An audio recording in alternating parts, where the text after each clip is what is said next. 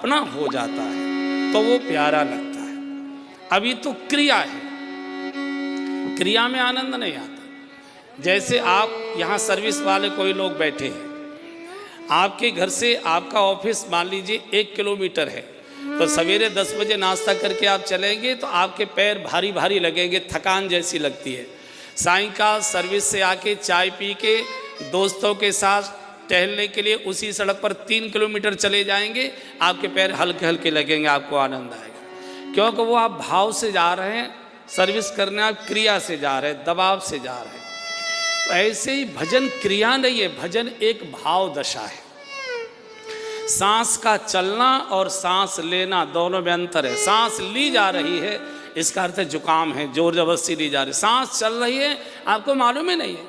भजन करना और भजन में होना, जैसे 24 घंटे हम घर में रहते हैं, घर में रहना और घर में होना ये जमीन आसमान का अंतर है। घर में रहते हैं हम शरीर से, घर में होते हैं हम मन से। आप यहाँ सब बैठे हो, हर समय घर में ही हो, आपको यहीं से बैठे बैठे ध्यान आ रहा है। बच्चा बाहर निकल गया हो, दरवाज़ा खुला न रह गया हो, अलमारी खुली न रह गई हो, रसोई में कहीं बिल्ली न घुस गई हो, आप यहाँ बैठे बैठे हर समय घर में हैं।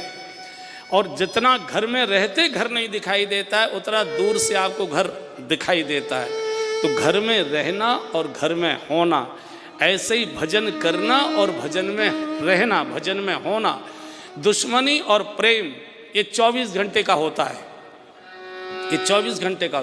कोई ऐसा नहीं है कि हमने बच्चों को सुबह और शाम प्रेम करते हैं, प्रेम है तो 24 घंटे, दुश्मनी है तो 24 घंटे, ऐसे भजन है तो 24 घंटे।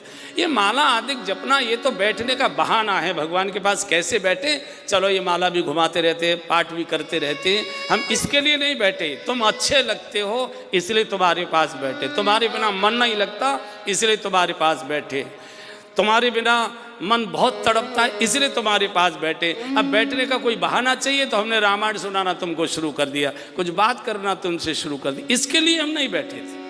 इसके लिए आप खाली भी बैठिए तो अभी बातचीत शुरू हो जाती है। और सत्य ये है कि खाली बैठकर ज़्यादा बातचीत शुरू होती है। जब आप अकेले में बैठे होते हो तो आप देखिए पूरा मन आपका बात करता रहता है। जब आप अकेले बैठे होते हो पूरा मन आपका बात करता रहता है, और जिससे बात कर रहा है मन, उसके भी उत्तर आपको सुनाई पड़ने लगते हैं कि मैं ये कह रहा हूँ, वो ये कह रहा है। यही भजन है और कोई भजन नहीं। मीरा के जो भगवान थे वो भी पत्थर के थे, यहीं से गए थे, मकराना के ही संगमरमर की मूर्ति थी मीरा की, कोई हाड़ मांस की नहीं थी। लेकिन मीरा बात करती थी उनसे, तो बात क्या करती, मूर्ति नहीं बोलती थी, मूर्ति नहीं बोलती थी। मीरा ने अपनी ओर से बोला और मेरी बात का भगवान क्या उत्तर देंगे वो भी मीरा ही बोलती थी। जैसे आपकी किससे लड़ाई हो जाए और बीच बिछा हो के आप घर चले जाएं, तो आप अपने मन की गाली देते रहते हो और वो भी क्या बोलेगा वो भी आपके अंदर चलता रहता है, उसके उत्तर चलते रहते कि नहीं चलते।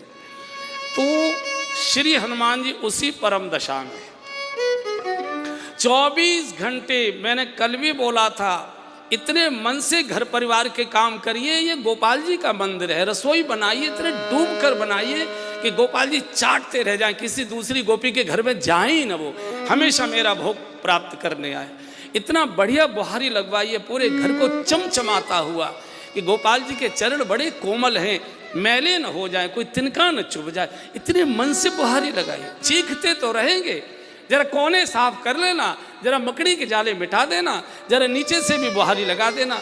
लेकिन कभी आप नहीं जाओगे बुहारी लेके, यहाँ गोपाल जी आएंगे, लाओ मैं भी उसके लिए बुहारी लगा दूं। ब्रज की गोपियाँ यही करती है, जो कुछ करती है मुरार पादार पित चित्त वृत्ति, जो कुछ करती है कृष्ण के लिए करती है। श्रृंगार भी करती है तो कृष्ण के लिए करती है। फुहड़ दिखाई दूंगी लौट जाएंगे, उनको फुहड़ता पसंद नहीं। इतनी सुंदर बनूं, इतनी सुंदर बनूं, इतना जैसा भी है मेरे पास। गोपाल आए तो मेरे पास बैठकर मुस्कुरा के थोड़ी देर बाद हो गया भजन। और क्या भजन होता है? भजन क्रिया नहीं है, भाव दशा है। और जब एक भाव दशा होती है तो क्रिया होती रहती है, हमको पता भी नहीं लगता है। और यहाँ से सोने के पहाड़ को पार करके श्री हनुमान जी ने धन्यवाद दिया। हनुमान ते ही परसा कर पुण्य कीन प्रणाम, राम काज की